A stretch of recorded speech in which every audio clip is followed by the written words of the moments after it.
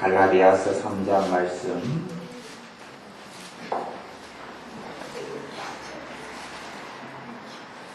갈라디아서 3장 1절부터 9절까지 말씀을 먼저 읽어보겠습니다. 갈라디아 3장 1절부터 9절까지 말씀. 갈라디아 3장 1절부터 9절까지 제 가지고 있는 성경 304쪽 5쪽 있는 데 있습니다. 갈라디아서 3장 1절부터 9절까지 같이 읽습니다. 어리석도다 갈라디아 사람들아, 예수 그리스도께서 십자가에 못 박히신 것이 너희 눈앞에 밝히 보이거늘 누가 너희를 깨더냐? 내가 너희에게 다만 이것을 알게 하노니 너희가 성령을 받은 것은 율법의 행위로냐 듣고 믿음으로냐? 너희가 이같이 어리석으냐? 성령으로 시작하였다가 이제는 육체로 마치겠느냐? 너희가 이같이 많은 괴로움을 헛되이 받았느냐? 과연 헛되냐? 너희에게 성령을 주시고 너희 가운데서 능력을 행하시는 이의 일이 율법의 행위에서냐 듣고 믿음에서냐? 아브라함이 하나님을 믿음에 이것을 그에게 의로 정하셨다 함과 같으니라. 그런즉 믿음으로 말미암는 자들은 아브라함의 아들인 줄 알지어다.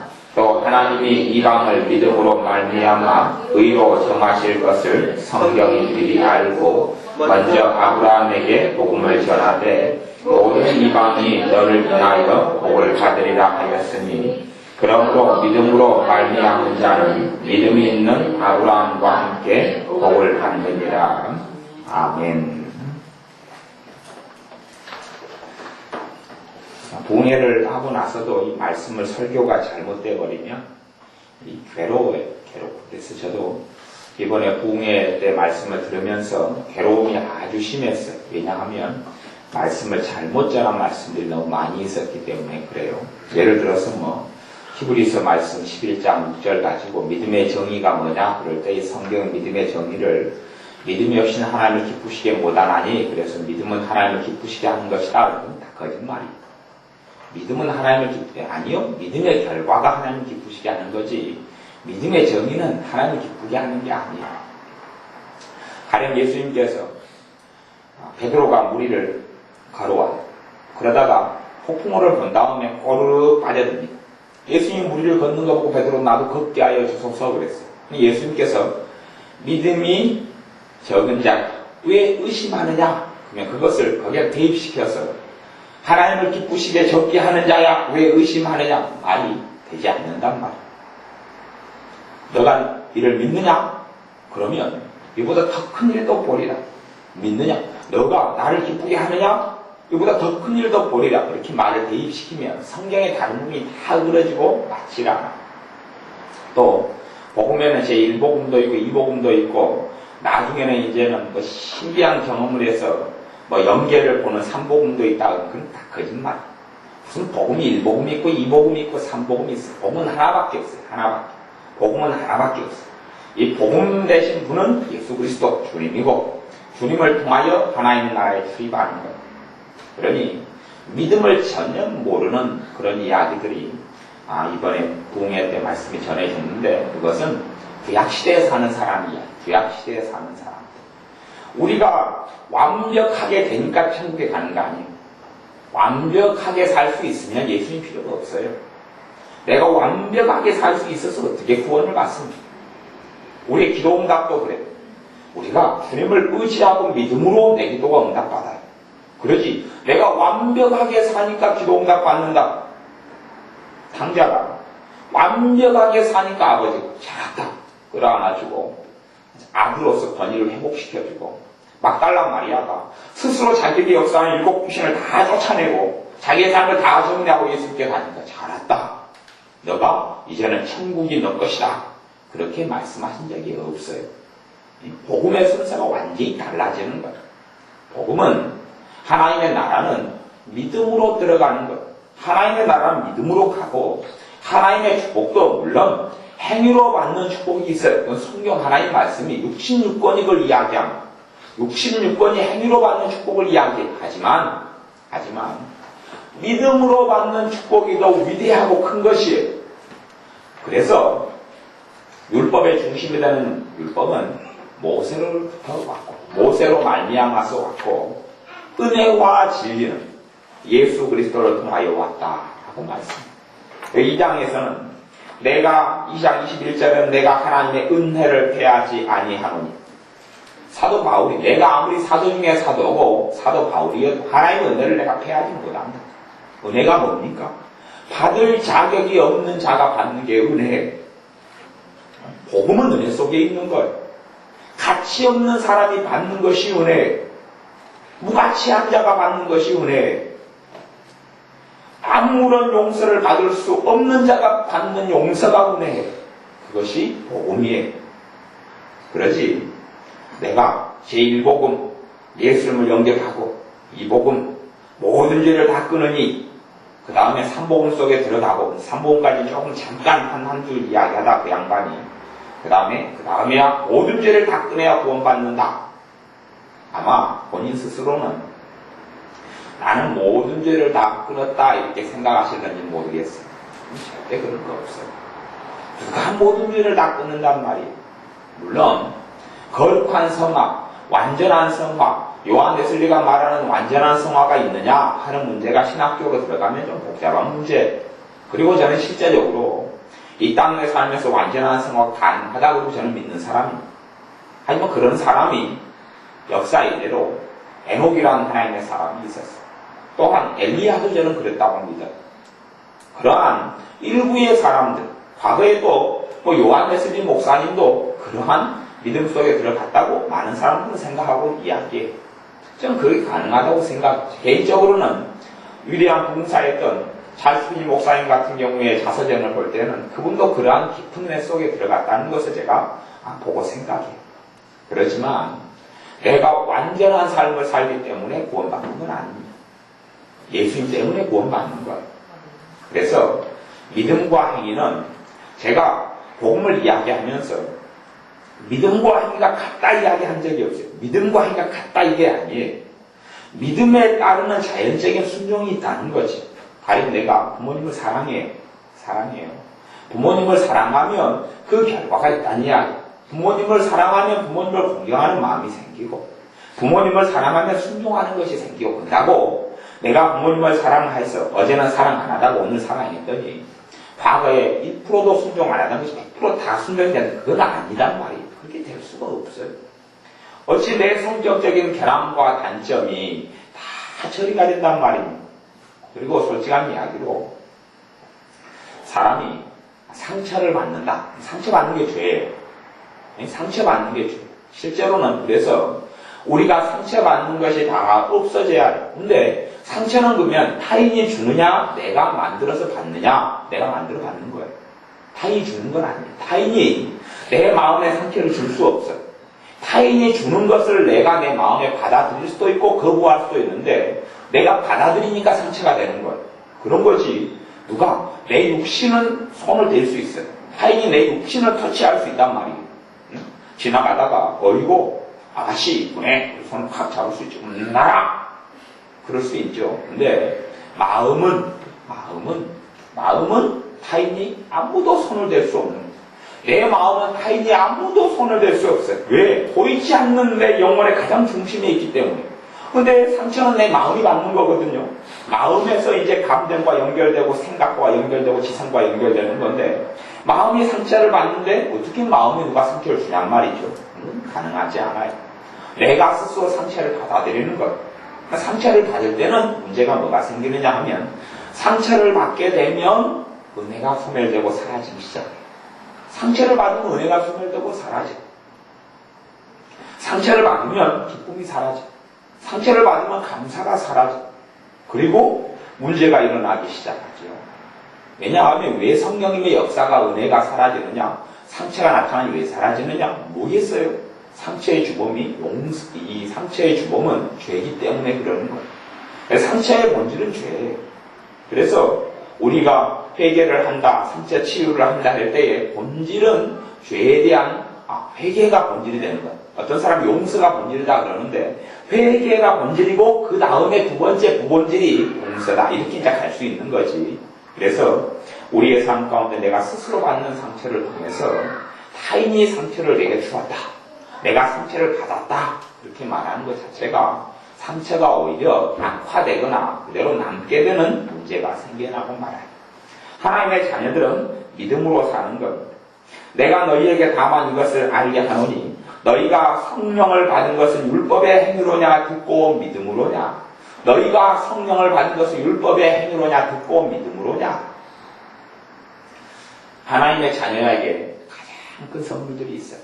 봐보세요. 큰 선물이 중요합니까? 작은 선물이 중요합니까? 돈 100억이 중요합니까? 100원이 중요합니까? 100억이 중요하죠. 100억을 받으면 100원은 그냥 덤이에요. 100원은 안 받아도 돼. 솔직한 이야기로. 솔직한 이야기 안 받아도 돼. 왜 100억이 있는데 뭐라고 100원을 연연한단 말입니까? 첫째, 가장 큰 축복은 예수님이 내 안에 들어오신 거예요. 가장 큰 축복이. 두 번째 가장 큰 축복은 주님이 내게 영으로 들어오시면서 그분이 바로 또한 성령님이시다는 거예요. 성령 하나님이 내 안에 능력의 근원으로, 힘의 근원으로, 평강의 근원으로, 사랑의 근원으로, 기쁨의 근원으로 내 안에 들어오신 것이 가장 큰 축복이에요. 하나님이 내 안에 들어왔기 때문에 에베소서에는 모든 하늘의 신령한 복이 너희에게 다 주어졌다 이렇게 말씀해버리는 거예요. 왜냐하면 하나님이 내 안에 들어와 버렸기 때문에 하나님이 내 안에 내 소유가 아니라 하나님이 내 안에 들어와서 나를 소유를 삼으셔요. 그래서 내 안에 모든 복이 다 드러나 있는 게 맞는 거예요. 다 들어와 있어요. 그러니 너희가 성령을 받은 것은 율법의 행위로냐 듣고 믿음으로냐 그럴 때에 성령 하나님이 임한 사건들을 생각해보세요. 저 같은 경우도 성령님을 언제 제게 임했냐 그러면 고등학교 2학년 때 임했어요. 17살 정도 됐던 것 같은데 17살에 7월 31일 날에 다음날 교회 여름 수련을 가려고 이 짐을 싸가지고 교회에 엎어져서 자고 있을 때 누워 자고 기도하려고 교회 간 게 아니고 다음날 수련회를 예수님을 그날 그해 4월달에 믿었거든. 그해 4월에 믿어서 내가 예수님을 믿어서 저는 교회를 5살 때부터 다녀가지고 제 본조가 뭐냐 그러면 절대 교회 행사날에는 교회를 안 가는 거예요. 부활절에 교회 안 가지. 왜냐 그러면 자존심이 있는데 이 계란 먹으려고 교회가 저는 물론 5살 때 오빠이 얻어먹으려 교회를 다니기 시작했지요. 오빠이 얻어먹는 재미에 교회를 다녔어요. 그러다가 연륜도 머리가 크고 나니까 얻어먹으려 교회 다닌다 하는 소리가 굉장히 싫은 거예요. 그러니까 성탄절 되면 떡 주고 뭐 주잖아요. 성탄절에 안 가요 교회. 그때 이후로는 안 갔어요. 그 다음에 부활절에 교회를 안 가요. 뭐 주는 날 교회를 안 가요. 나 바다 먹으러 교회 안 다닌다. 그리고 교회에 수련회 행사에 참석 안 했어요. 그러다가 4월에 주님을 예수님을 믿었어요. 갑자기 그냥 낮에 예수님을 믿게 됐어요. 그것도 고등학교 점입시간에 앉아 있다가 전도지 보고 예수님을 믿게 됐어요. 교회를 10몇 년을 다녀도 예수님 못 믿다가 그때 전도지를 또 봤어요. 그래도 성령님께서 제게 임하시지 않았어요. 그러니 제 삶에 변화가 없었어요. 변화가 되지 않는 거예요. 한 7월 31일 날에 이제는 기념으로 예수님을 내가 믿은 기념으로 그 교회에서 하는 수련회라는 게 하나 있다는데 내가 한번 참석해 보아야 되겠다. 그리고 전날에 교회 가서 DB에 자고 있었어요. 근데 교회가 집사님들 또 목사님 사모님이랑 모여서 기도회 모임을 가지고 있었어요. 교회가 원당이 크죠. 커요. 80평, 90평 돼요. 그래서 이제 한쪽 미팅에서 엎어져서 그 방석을 깔고 자고 있고 저기서는 기도회 하고 있어요. 그리고 거기에서 조금 있다가 제게 성령님께서 임하셨어요. 좀 집에 자고 있는데 엎어져 자고 있는데 이제 초저녁은 아니고 좀 늦은 시간이라도 뭐 좀 그냥 비몽사몽간이다가 잠이 얼뚱말뚱하고 누워서 뒹굴뒹굴 하고 있는 거예요. 그런데 거기에 성령님께서 임하셨어요. 제가 거기에서 회개가 터지고 거기에 반응이 터졌어요. 그러면 제가 대관절을 뭘 얼마나 잘났길래 가장 중요한 선물, 가장 위대한 선물인 성령님께서 내게 임하셨단 말입니까? 아니 여러분의 삶도 생각해보세요. 여러분의 삶이 여러분이 똑바르게 살고 올바르게 사니까 성령님이 임하셨는가요? 아니면 내가 주님을 찾고 주님을 구하고 주님을 의지하고 내 부족하고 볼품없는 것에서 눈을 돌려서 그 볼품없고 부족하고 어리석고 악한 나를 위해서 십자가에 돌아가신 주님을 볼 때에 그러니 거룩하신 성령께서 임하셔서 나를 깨끗게 하고 은혜를 주시고 회개가 생기게 하시고 그리고 은사가 오고 그런 은혜가 왔는지 생각해 보셔야 돼요. 그것을 사도 바울이 갈라디아 교회에게 가르쳐주는 거예요. 왜냐하면 갈라디아 교회가 어떤 모양으로 갔냐 하면 복음과 율법을 혼합해버렸어요. 복음과 율법의 혼합주의로 가버렸어요. 복음과 율법의 혼합주의로 가서 결국은 이제는 예수님이 하는 모든 말씀도 율법으로 만들어버렸어요. 그래서 요건 지켜야 천국 간다. 이번에 부흥회했던 그 목사님의 설교 내용하고 갈라디아 교회가 빠졌던 오류하고 같은 거예요. 그래서 이건 행하고 이건 죄가 다 끊어주고 해야지 천국 간다. 그래야 구원받는다. 그러니 그 목록 가지고 발버둥을 친 거예요. 그러니 이들의 삶에는 믿음은 떠나간 거예요. 행위를 붙잡았어. 율법의 행위를 붙잡았어. 이걸 해야지. 그러니 그때부터 생긴 게 뭐냐 그러면 율법의 행위를 붙잡는 사람에게 생기는 건 반드시 하나가 있어요. 판단, 비판, 정죄가 생깁니다. 더 많이 생겨요. 율법의 행위를 붙잡는 사람은 이제는 교인이 들어오면 옷을 보면 판단하죠. 얼굴 보면 판단. 얼굴 보면 그래서 사람들이 위선자가 되어지기 시작하는 거예요. 우중충하게 집사님이 들어와요. 집사님, 믿는 사람은 그렇게 우중충한 얼굴 하면 안 됩니다. 아니, 우중충할 수도 있죠. 날도 우중충할 수 있는데 내 얼굴도 내 마음대로 할 수 있지. 날도 밟으면 내 얼굴도 밟을 수 있고 얼굴에 자유가 있는 건데 집사님이 내가지고 왜 얼굴 우중충합니까? 교회가 그런 풍교가 퍼지면 얼굴 우중충하면 정죄받아요. 우중충하면 저 사람 믿음 없는 사람이다. 그렇게 될 수 있단 말이에요. 근데 항상 좋은 척 해야 되죠. 옷도 기준이 생겨나기 시작해요. 그래서 성경이 단정히 행하라 그러는데 그런 옷이 단정한 옷입니까? 정죄가 들어오고 말은 하지 않는다. 그래도 이제 내 생각 속에 내가 율법성이 강해지면 복음에서 내가 떠나기 시작한 다음부터는 내 안에가 점점점 강해지는 것은 율법성이 강해져. 그 다음에 율법성이 강해지면 두 가지를 행합니다. 그 율법성을 자기에게 행하고 타인에게 행합니다. 자기에게 행하고 타인에게 행합니다. 칼을 뽑아요. 칼을 뽑아서 누구라도 베면 좋은데 그것으로 자기를 베고 타인을 베요. 성품이 내성적인 사람은 타인을 베고 자기를 찌를 때도 입을 다물고 찌르죠. 외향적인 사람은 빼서 입을 열면서 찌르려요. 그렇죠. 그러니까 내성적인 사람이 입을 다물고 속으로 판단하고 속으로 정죄하고 속으로 저 사람 왜 저런데 그러고 외향적인 사람은 입을 열어가지고 겉으로 정죄하고 겉으로 판단해. 왜 그러느냐? 복음에서 점점점 떠나가기 때문에 복음이 내 안에 살아 숨쉬는 사람은 용서가 가능해. 복음이 살아 숨쉬는 사람은 용납해져. 주님이 나 같은 것도 용서하시고 사랑하셨는데 내가 안 그렇게 될 수가 있느냐? 그래서 하나님을 사랑하고 이웃을 사랑하는 게 가능해져. 주님께서 겟세마네 동산에서 계속하게 반복했던 기도 중에 하나는 뭐냐? 그러면 내 제자들, 내 사람들이 하나가 되게 해주옵소서 하는 거예요. 하나가 되는 것이 쉬운 일이냐? 어려워요. 하나가 되는 것은 너무 어려워요. 왜냐하면 천인 천색, 만인 만색, 백이면 백, 천이면 천, 만이면 만, 모든 사람이 다 다르기 때문에 다른 걸 떠나서 모든 사람에게는 흠이 있고 약점이 있고 부족한 점이 다 있는 거예요. 그러면 부족한 점이 어떤 사람은 많고 어떤 사람은 적은데 하나가 된다는 이야기는 그 용납하고 끌어안아야 되는데 용납이 되느냐 하는 거죠. 용납이 안 되는 거죠. 그러니 너하고는 함께 못해 이렇게 가는 것.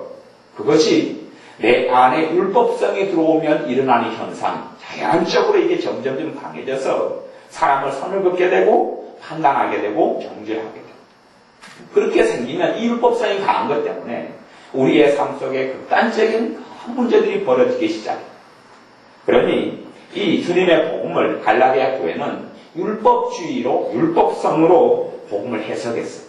그러면서 이제는 성령이 그래서 사도 바울이 너희에게 가장 중요한 게 무엇이냐? 너희에게 임한 가장 큰 축복이 무엇이냐? 하면서 성령님께서 너희에게 임한 거라는 생각이 들어요. 성령님께서 임한 것이 너희 믿음을 통해서 임했지. 너희가 잘 살고 너희가 똑바로 살고 너희가 바르게 살아서 성령 하나님께서 너희에게 임하셨느냐? 라고 묻는 거예요. 그러니 그걸 가만히 제 과거나 여러분의 과거나 생각해 보시면 여러분이 잘나서 성령 하나님이 임하신 게 아니란 말이에요. 가장 큰 축복이에요. 가장 큰 축복이에요. 솔직히 기도도 그렇습니다. 내가 바르게 살면 하나님께서는 나뿐만 아니라 내 후손들에게 축복해 주십니다. 내가 하나님께 순종하고 살면 나뿐만 아니라 내 후손에게 축복해 주는 건 사실이에요. 그건 사실이고요. 그건 사실인데 내가 부족하게 살아왔어요. 그리고 어떠한 기도 제목이 생겼어요. 하나님께 그 기도 제목을 가지고 매달리고 기도해요. 하나님이 들어줍니까? 안 들어줍니까? 들어주죠. 들어주잖아요. 그러면 삶의 어떤 축복을 누리는 것이 뭘로 가능합니까? 기도로 가능합니다. 그래서 기도를 은혜라 그러는 거죠. 기도는 은혜의 통로다 그렇게 말씀합니다. 하나님의 축복의 통로는 기도다 그렇게 말씀하는 거예요. 아니, 과거에 아합이라는 왕이 있습니다. 아합이라는 왕이 온갖 못된 짓을 다 했어요. 아합이라는 왕은 이스라엘 왕인데 자기 마누라 말 듣고 또한 자기가 또 나서서 교회를 무너뜨리고 교회를 대적하고, 그때의 교회는 믿는 백성들을, 그때 교회, 왜 구약기도 광야 교회 그렇게 성경에 언급하기 때문에 그때 영적인 교회를 이야기한다면 하나님을 바르게 믿고 섬기는 사람들의 신앙을 해방하고 때론 사람을 포도원에 탐나서 죽이기도 하고, 이런 정말 이 안에 악이 가득한 삶을 살았어. 그런데 이 아합에 대해서 하나님의 선고가 너는 죽고 다시 살지 못하리라 선고를 하고 넌 죽으리라. 자기만 하나님을 제대로 안 섬긴 것이 아니라 모든 하나님의 백성들에 대하여 그렇게 만들어버려서 다른 사람들도 완전히 다 하나님을 떠나버리는 이런 악의 종자가 됐기 때문에 그러는 거예요. 그런데 아합이 겸비해서 하나님께 살려달라고 그럽니다. 그리고 하나님은 아합을 살려줍니다. 가보세요. 아니 죽을 병에 걸린 사람을 다시 치료시켜주고 살려주고 생명 연장시켜줍니다. 그게 은혜가 아닙니까? 그게 은혜가 아니에요. 근데 그런 은혜를 하나님의 자녀도 아니고 하나님을 떠나고 악하게 산 아합도 받는데 하나님의 자녀가 왜 못 받습니까? 또 그런 이야기를 했어요. 참 답답한 이야기인데, 백성이 아닌 사람이 내가 믿기 전에 지은 죄는 쉽게 용서되고 믿은 다음에 지은 죄는 쉽게 용서 안 된다. 그래요. 거짓말이에요. 거꾸로 이야기야. 정말 거짓말이에요. 여러분이 생각해 보세요. 여러분이 이제 자식이 없으셔가지고 고아를 하나를 입양을 했어요. 너무나 그 아이를 여러분이 사랑해요. 여러분 친자식까지 돼. 친자식. 입양했으니 이제 친자식이에요. 사실 내 속으로 안 나왔다 뿐이지 내가 키운 친자식. 그래서 사랑하고 살았어. 근데 이 자식이 과거에 도둑질을 했다가 잡혀 소년에 갇혀 있는데 여러분이 그 고아인 소년에 갇힌 도둑질한 애를 잡아다가 데려다가 여러분이 이 자식으로 삼은 거예요. 자식으로 삼았어요. 근데 그 아이가 아직도 도둑질한 버릇을 고치지 않았어요. 그 도둑질하다가 다시 잡혔어요. 그럼 무슨 일이 벌어지느냐 하는 거죠. 무슨 일이 벌어지느냐. 왜 그 아이는 과거에 소년을 갔냐? 그러면 도둑질하고 자기가 갚을 능력이 없죠. 죄를 다치고 자기를 변호할 사람도 없죠. 소년에 갔어요. 근데 그 다음에 자식이 된 다음에는 도둑질 똑같이 했는데 소년에 안 들어갔습니다. 첫째는 부모가 보상을 해줬거든요. 부모가 도둑질한 거에 이상으로 갚아줬어요. 그러니 흐지부지 됐어요. 또 다시 도둑질을 또 했어요. 부모가 가서 이번에는 돈을 줘도 용서 못한다. 부모가 무릎 꿇고 잘못했다고. 내가 내 자식을 잘못 키웠는데 얘라고 통곡하고 오니까 또 용서해줬어요. 그러면 자식 입장으로서는 용서받기가 더 쉬우냐 더 어려우냐? 사실은 우리가 예수를 믿는 것이 죄에 대한 면제권이 되면 절대 안 되지만 절대 그렇게 되면 안 된다고 성경이 이야기해요. 우리가 마음 자유가 왔는데 마음대로 죄를 지어서 되느냐? 로마서에 그런 결론이 때로는 이르기도 하는데 그렇지는 않다 이렇게 말씀해요. 그럼에도 불구하고 하나님의 자녀가 될 때, 하나님의 자녀 이전과 하나님의 자녀일 때 하나님의 사랑을 누가 더 누리고 받느냐? 하나님의 자녀일 때 더 받아요. 용서를 누가 더 쉽게 받느냐? 하나님의 자녀일 때 받아요. 왜 그런 줄 압니까? 성경 66권 하나님의 말씀은, 이 약속과 축복의 말씀은 자녀에게 준 겁니까? 자녀가 아닌 자에게 준 겁니까? 자녀에게 준 거예요. 용서에 대한 말씀, 화제에 대한 말씀, 용서해 주겠다는 말씀도 자녀에게 준 겁니까? 불신자에게 준 겁니까? 자녀에게 준 거예요. 기도에 응답해 주겠다는 말씀, 기도 중에서 우리 주기도문도 하듯이 용서해 주옵소서 하는 용서기도, 용서를 비는 기도도 기도잖아요. 그러면 기도에 응답해 주겠다는 말씀이 자녀에게 준 말씀이란 말이에요. 그러니 자녀가 얼마나 더 큰 축복을 누리며 자녀가 얼마나 더 큰 용서를 누리며 자녀가 얼마나 더 큰 사랑을 누리는 줄을 알아야 돼요. 우리는 예수님을 통하여 하나님의 나라로 들어갑니다. 내 삶의 어떤 행위가 아니라 예수님을 통하여 하나님의 은혜 속에 들어가요. 그래서 갈라디아서 3장 9절 말씀에 보면 그러므로 믿음으로 말미암은 자는 믿음 있는 아브라함과 함께 복을 받느니라. 믿음을 통하여 뭘 받습니까? 복을 받아요. 행위로도 제가 성경이 율법이 복을 받는다고 말씀하고 행위로도 신약 성경도 복을 받다. 그건 당연한 거예요. 당연한 건데 그것보다 더 우월한 법도 있어요. 우월한 법. 그리고 참된 믿음은 행위가 나타나는 거죠. 참된 믿음은 올바른 행위가 나타나요. 근다고 믿음이 곧 행위다 이건 아니에요. 다른 거예요. 여러분이 믿음이 행위다. 또한 믿음은 순종으로 나타나요. 근다고 믿음은 곧 순종이다 이건 또 아니에요. 성경에 믿음이 나온 구절들에 그 대입시켜보면 말이 안 되는 거예요. 제가 아까 맨 처음에 말씀을 나눈 대로 집어넣으면 말이 안 되는 거예요. 따라 내 믿음이 너를 구원하였으니 평안히 가라. 따라 내 순종이 너를 순종으로 집어넣는다면 너 순종이 너를 구원하였으니 평안히 가라. 그럼 그 사람이 그럴 거예요. 주님 내가 순종한 거 없는데요? 순종한 거 없는데요? 그리고 또 너가 이 산을 명하여 저리 던지우라 바다에 던지우라 하면 될 것이요. 이를 믿으면 이루어진다. 그러면 산을 저 바다에 던지우라 하고 이를 믿으면 이를 순종하면 될 것이다. 우리가 그 해봐야 안 돼요. 왜? 믿음하고 순종은 다른 거기 때문에 달라요. 같은 건 아니에요. 믿음이 참 믿음의 결과가 순종으로 나타나고 다른 믿음의 결과가 행함으로 나타나고 그래서 야고보서 말씀에도 행함과 믿음이 함께 일한다 그렇게 이야기하는 거지 행함과 믿음이 한 덩어리다 이렇게 이야기하는 건 아니에요. 같은 것이다 이렇게 이야기하는 건 아니에요. 그러니 사실은 복음에서 믿음이 빠져버리면 복음이 복음이 아니에요. 대신 믿음이라는 것은 지적인 동의 이상의 것이에요. 우리는 보통 믿음을 지식으로 만들어 버리는데 성경에는 믿음은 마음으로 믿어 의에 이르고 이렇게 이야기하고 믿음은 머리로 믿는 건 믿음이 아니고 마음에서 믿는 거예요. 사실은 그것이 좀 어려운 면이 될 수 있죠. 마음이라는 것이 뭐냐 하면 내 인간 중심, 내 영혼육, 내 영혼과 육체를 가진 나의 가장 중심이 마음이에요. 그러면 나의 중심에서 믿는 것, 그것이 믿음이라는 내 지식으로 믿을 수 있어요. 지식으로 믿는 건 믿음이 아니에요. 지식은, 이 지성이라는 것은 내 중심이 아니거든요. 지성은 내 중심이 아니에요.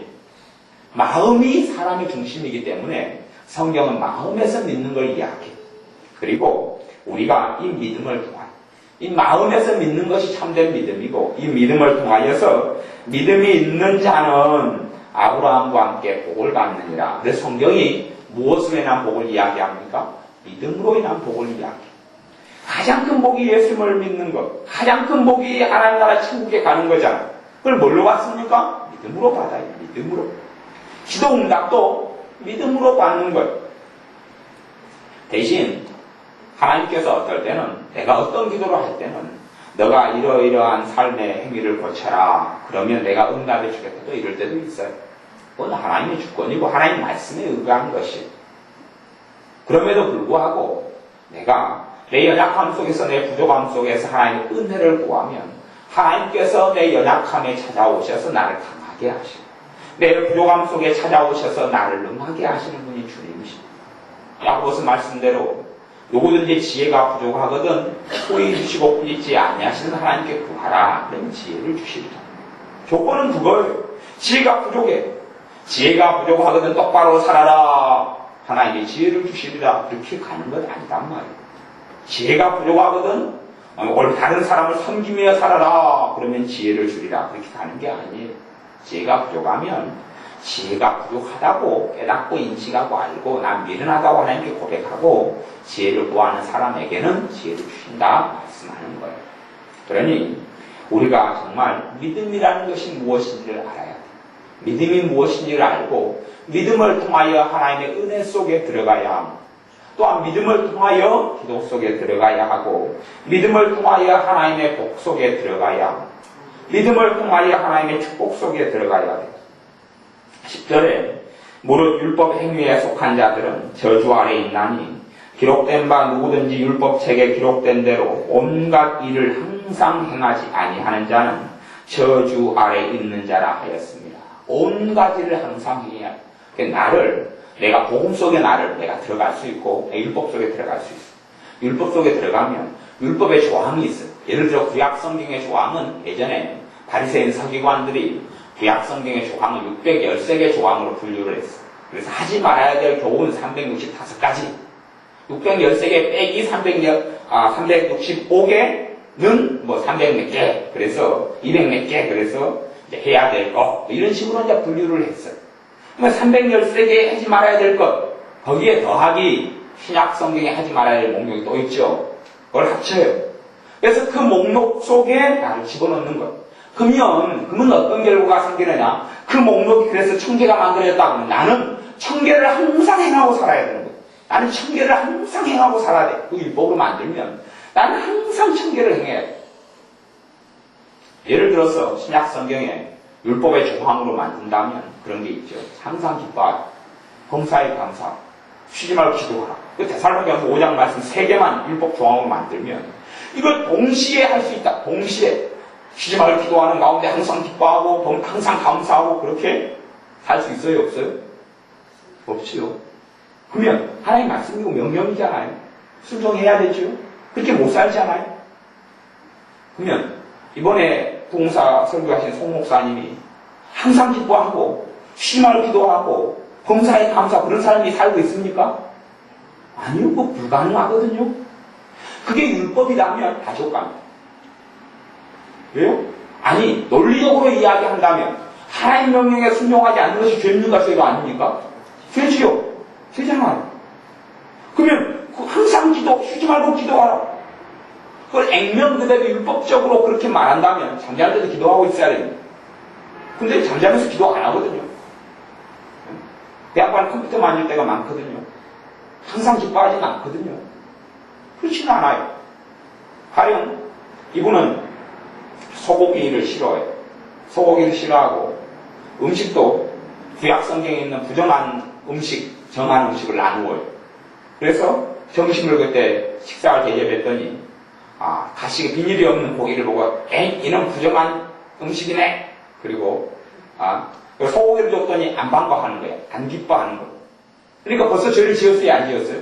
소위 말하면 쉬지 말고 항상 기뻐하라 그랬는데 쇠고기를 주니까 쇠고기는 너무 막 피를 안 좋게 하는데 왜 쇠고기 국물을 줬느냐. 그리고 안 좋아. 얼굴뼈이 딱 붙는 거예요. 그러면 항상 기뻐하지 않는 거잖아요. 율법 조항 속에 들어가 버리면 거기에 있는 율법의 것을 모든 걸 항상 지켜야 돼요. 근데 복음 속에 들어가면 자유함이 있어요. 그러면 복음 속에 들어오면 똑같이 항상 기뻐하라. 범사에 감사하라. 쉬지 말고 기도하라는 말씀이 어떤 의미가 되느냐. 율법 속에서는 그게 무거운 짐이 돼요. 그렇게 하면 못 견디고 못 사는 거예요. 복음 속에 들어오면 어떨 때가 되면 내게 기뻐하라고 말씀 주셔요. 그 때가 있는 거예요. 그 때가 있어요. 그것이 나를 짐을 짊어지기 위한 말씀이 아니라 내게 생명을 주는 말씀으로 작용해요. 나를 자유케 하는 말씀으로 작용해요. 내게 정말 주님의 사랑을 느끼게 하는 말씀으로 역사해요. 내가 범사에 감사. 감사가 사라질 때 되면 기쁨이 사라집니다. 감사가 우리 생활 속에 없게 되면 내 안에는 절망이 들어옵니다. 감사가 없게 되면 내 안에는 성령님의 역사가 소멸되고 감사가 없게 되면 내 입에서 찬양이 사라져가고 감사를 그치게 될 때부터는 100% 감사한다기보다는 일상적인 삶 가운데 감사가 있느냐 없느냐 그런 걸 이야기하는 거예요. 그게 없을 때는 하나님이 내게 끊임없이 은혜를 주시고 있음에도 불구하고 내 은혜의 밥그릇을 뒤집어 엎어버리고 있는 거예요. 은혜는 와도 내 그릇 속에는 은혜가 담기지 않아요. 그것이 감사가 살아있을 때 일어나는 문제예요. 그러면 주님께서 율법 속에 있는 사람은 감사를 안 하면 노이로제에 걸려요. 그러다가 하나님의 심판을 받아 지옥에 가는 게 아니냐, 저주를 받는 게 아니냐. 그런데 복음 속에 있는 사람에게 주님께서 어느 때 감사에 대한 말씀을 주셔요. 그럼 그걸 통하여 감사를 통하여 절망이 사라져. 감사를 통하여 기쁨이 회복돼요. 감사를 통하여 하나님 은혜가 솔솔솔솔 들어와요. 그래서 하나님 말씀이 살리는 말씀이 되는 거예요. 율법으로 시켜버리면 그건 죽이는 말씀이 되는 거예요. 하지만 복음을 통하여 말씀이 보이고 복음을 통하여 말씀을 가지면 이것이 살리는 말씀, 내 영혼에 생명이 되는 말씀으로 작용합니다. 그러니 율법 행위에 속한 사람, 행위에 속한 사람은 저주 아래 있다는 것이 사실인 거예요. 왜 저주 아래 있습니까? 1000개의 계명을 만들었다. 구약 613개, 또 신약 나머지 300몇 개, 1000개를 만들었다 그러면 그걸 다 행해야 되잖아. 오늘 300개 했어요. 대신 700개는 빵점을 맞았어요. 700개에 대해서는 무거운 짐을 져야 되잖아요. 우리가 성경 말씀도 어떻게 다 행합니까? 내가 너에게 평안을 주노라. 성령의 열매는 평안, 화평을 나와. 평안, 화평이 있어요. 내가 뭐 오늘 하루 내내 평안했느냐, 화평했느냐? 당연히 저나 여러분이 하루 내내 평강이 있지는 않으셨을 거예요. 그럼 그것이 이제 죄가 돼서 여러분을 짓누르는 거죠. 오늘 24시간 가운데 몇 프로나 내가 평강했느냐 따지면 이제 벌칙 아파지는 겁니다. 벌칙 아파져요. 근데 평강을 주시는 주님의 말씀은 나를 정말 그대로 살게 하고 기쁘게 살게 하고 감사로 살게 하는 평강을 주시는 거지. 그런 거지. 네 평강 안 했구나. 네 하루 종일 내가 살펴봤더니 24시간 가운데 4시간 평강했고 20시간은 떡을 쳤구나. 그러니 떡집으로 너는 가거라. 그런 거 아니란 말이야. 20시간은 너가 완전히 빵점이다. 20시간 동안 내 평강이 어디 갔느냐 이놈아. 너는 지옥으로 직행하라. 그렇게 하는 것이 아니란 말이야. 그러니 여러분이 하나님 말씀을 받을 때 율법으로 받지 말고 복음으로 받으시라. 율법으로 받지 말고 생명을 주고 은혜를 주는 말씀으로 받아들여야 돼. 성경을 읽을 때 정죄해. 자꾸 말씀이 나를 정죄해. 가령 비판을 잘하는 사람 비판하지 말라는 말씀을 들으면 정죄를 받을 수 있어요. 근데 그 정죄하는 게 아니에요. 왜요? 내가 비판을 함으로 내가 주님께로부터 점점 멀어져요. 그러니 주님의 사랑의 음성이 비판하지 말라. 그래서 주님의 사랑으로 돌아가라. 누리고 살아가라. 그리고 우리 끄고 가는 거예요. 그렇지. 여러분, 네가 비판하고 살았으니 너 가만두지 않겠다. 그렇게 하는 말씀하고는 사실 다른 음성이고 다른 음조고 음색이에요.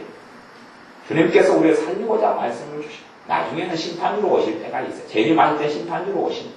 하지만 재림하신 주님이 심판주로 오심에도 불구하고 우리에게 있어서는 구원주로 오시게 돼요.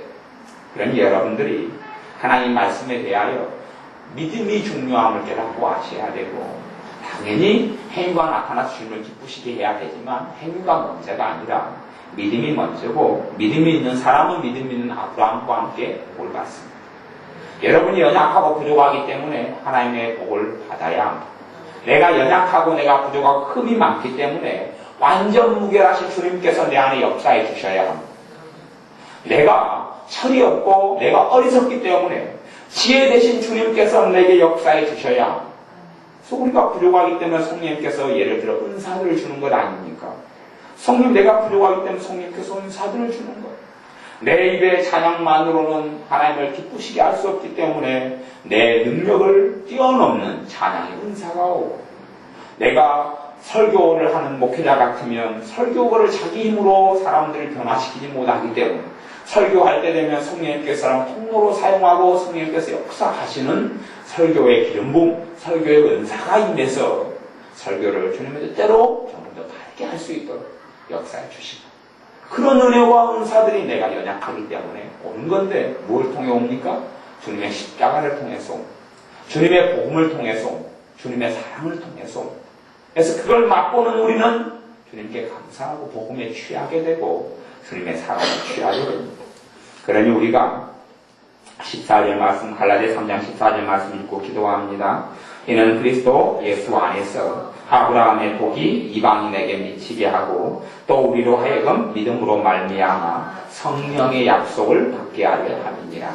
믿음을 통해서 성령님의 약속을 받는다. 그렇게 말씀합니다. 그러니 이 갈라디아서를 깊이 있게 읽는 사람들 그러면 얼마나 믿음이 가치가 있고 얼마나 주님이 가치가 있고 얼마나 복음이 귀하고 얼마나 주님의 사랑이 귀한지를 발견하게 되어서 그래서 내 행위에 근거하지 않고 주님의 행위에 근거해서 내 의를 입지 않고 주님의 의를 입어서 주님의 의를 입어서 하나님께 나아가고 하나님의 사랑을 받고 살아가는 삶이 가능해질 겁니다. 기도하겠습니다. 사람이 의롭게 되는 것은 율법의 행위에서 난 것이 아니요 오직 예수 그리스도를 믿음으로 말미암는 줄 아는 거로 우리도 그리스도 예수를 믿나니 말씀하신 대로 우리가 믿음으로 살게 하여 주옵소서. 내 행위, 내 부족함, 내 어리석음 보고 의지하지 아니하고 더 주님을 의지하고 신뢰하고 따르는 우리가 되게 하여 주옵소서. 내 연약함에도 불구하고 도우시는 주님을 믿고 따르게 하시고 내 부족함에도 불구하고 축복하시는 주님을 믿고 따르게 하시고 내 죄악 중에도 불구하고 나를 용서하시며 구원의 자로 이끄시는 주님을 바라보며 감사하며 감격하며 삶과 인생과 생애와 심령에 변화가 나타나는 큰 축복을 누리게 하여 주옵소서.